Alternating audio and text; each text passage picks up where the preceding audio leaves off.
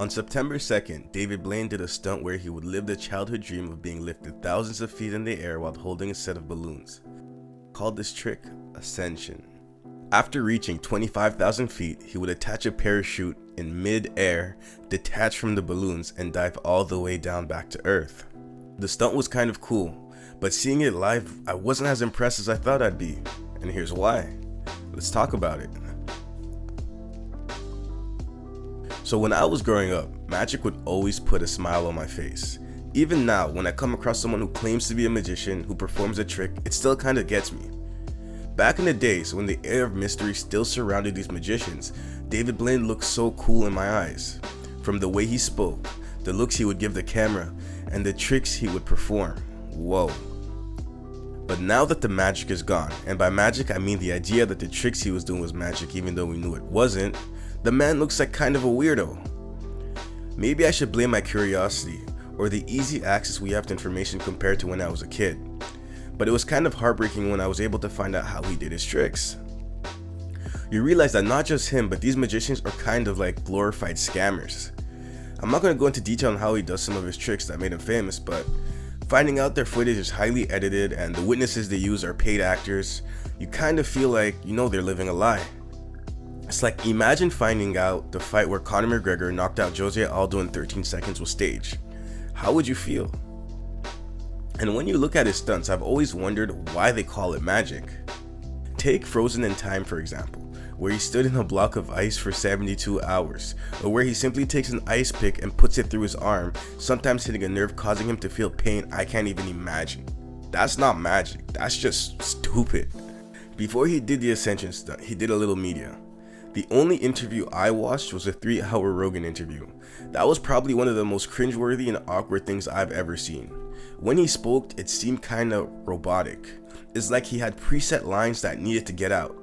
Multiple times where he would get interrupted, he would restart the sentence from the beginning, as if there was no natural flow to a conversation. Kind of like he practiced his lines in front of a mirror, and he wouldn't have felt complete if he didn't get them out verbatim.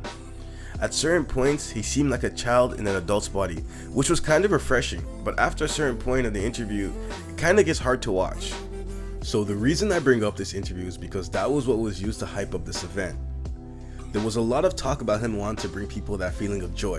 Maybe I'm a horrible human being, but I got no joy from seeing a grown man hanging by balloons.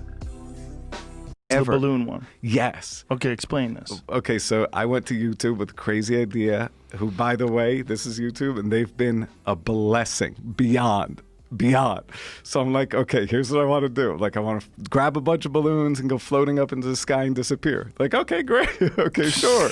This one has like, okay, so what if I could take the balloons, that idea, and just have the innocent image of a kid, like we all dream of, just holding the balloons and drifting up and into the sky. Here, I'll show you.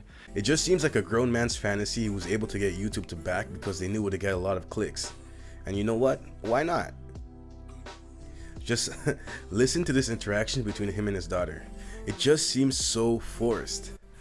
This is what I've been telling you about, that I've dreamed of since I was your age.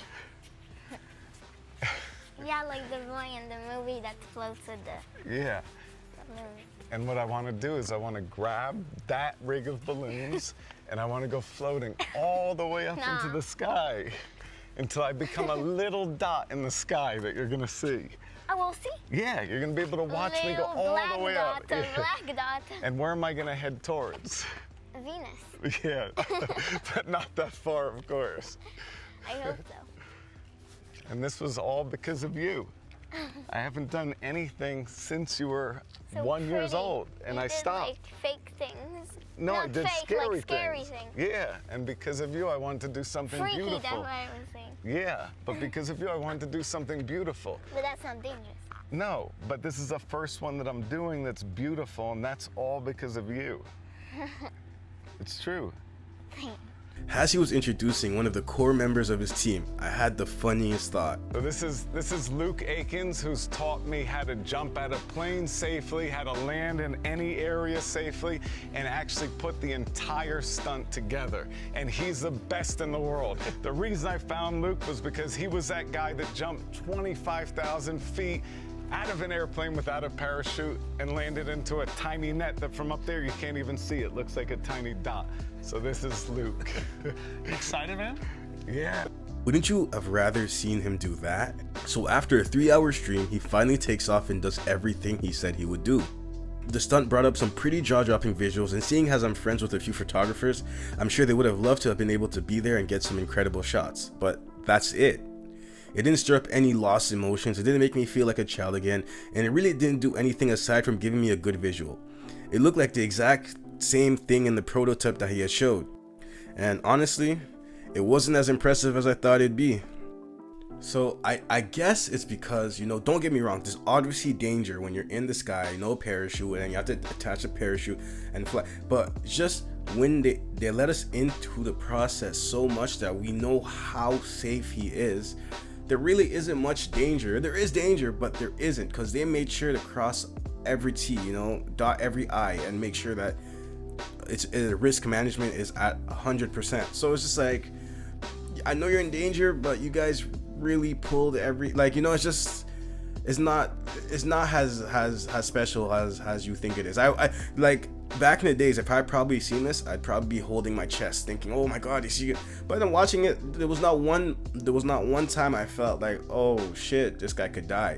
And honestly, that's sometimes the reason we watch that. Why did you watch him bury himself alive? Why did you watch himself in an ice block for a second? Like, there's a danger or a perceived danger, but the whole time he let us into the process. And the reason I bring up his interviews too is just we had I feel like he gave us too much. He gave us too much, and it's like, yeah, it didn't do it for me. So hopefully next trick I don't get as much. Well, these not even tricks. These are glorified stuntmen. I feel he's a stuntman, not a magician in my eyes. So yeah, that's what I think, and that's why I'm saying it's not as impressive as I thought it'd be. Maybe I'm wrong. Maybe you think differently than I do, but let me know, and I'd love to hear it.